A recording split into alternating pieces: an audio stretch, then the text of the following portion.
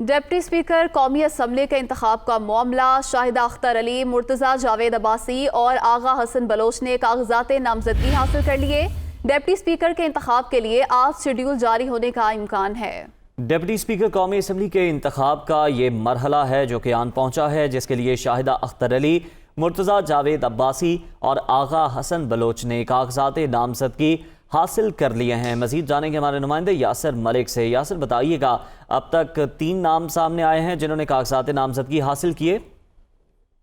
जी बिल्कुल, ये कौमी असम्बली में नए डिप्टी स्पीकर का मामला है। कासिम सूरी के इस्तीफे के बाद ताहाल कौमी असम्बली में डिप्टी स्पीकर की नशिस्त जो है वो अभी तक खाली है।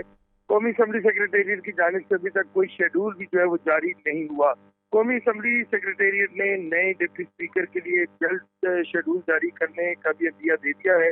कागजात नामजदगी के बाद जांच पड़ताल जो है वो की जाएगी। जांच पड़ताल के बाद इंतखाबी शेड्यूल जो है वो जारी किया जाएगा। अभी जो है वो अपोजिशन हुकूमत की जानिब से डिप्टी स्पीकर के लिए शाहिदा अख्तर अली, मुर्तज़ा जावेद अब्बासी और आगा हसन बलोच ने कागजात नामजदगी जो है वो हासिल कर लिए हैं।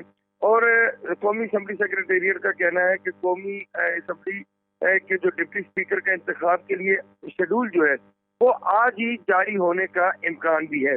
तो आज अगर शेड्यूल जारी हो जाता है तो कल कागजात नामजदगी जो है वो कभी इम्कान है कि जमा करवाए जाएंगे, जांच पड़ताल होगी और उसके बाद फिर डिप्टी स्पीकर के इंतखाब के लिए जो दिन है उसको मुख्तस किया जाएगा और ऐलान कर दिया जाएगा। जी बहुत शुक्रिया आपका यासिर।